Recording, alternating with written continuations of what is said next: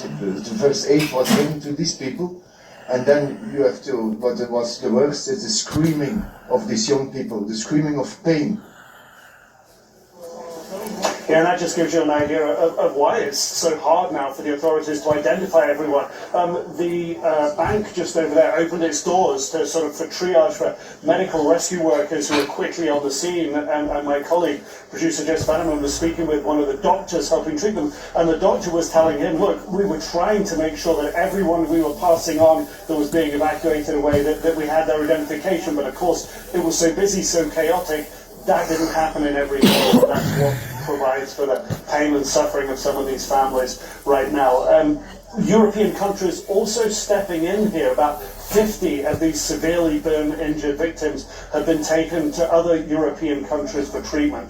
We know as well as the 71 Swiss who are injured, 14 French, 11 Italian, 4 Serbian, Bosnian, Bulgarian, Polish. It's touching so many countries here. So, Nick Robertson, you and your team have been doing incredible work the last couple of days on this really horrific story. Really appreciate your time. Thank you. Well, still ahead on Inside Politics, Kara Swisher gives her predictions for technology in 2026. Stay with us. Years out from the 2012 cycle, prior to going on to the Romney campaign, lots of jockeying for talent.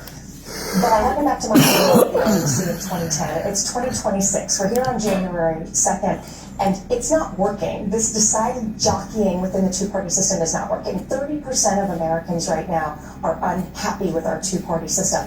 And what we're talking about is an analysis of jockeying within the Democratic Party primaries and the Republican Party primaries. You have voters leaving that two-party system at unprecedented levels. In fact, 10,000 voters a day are re-registering as independents or as members of third parties. So you mentioned Governor Wes Moore or Governor Josh Shapiro, some of these really all-star, kind of rising leaders in the Democratic Party. They're both governors of states that have closed party primaries with upwards of a third of their voters actually not even registered, which means the folks that you're seeing come out of the 2026 election cycles are going to be appealing to a very small swath of the electorate within their parties. So you're going to see folks in the Democratic Party running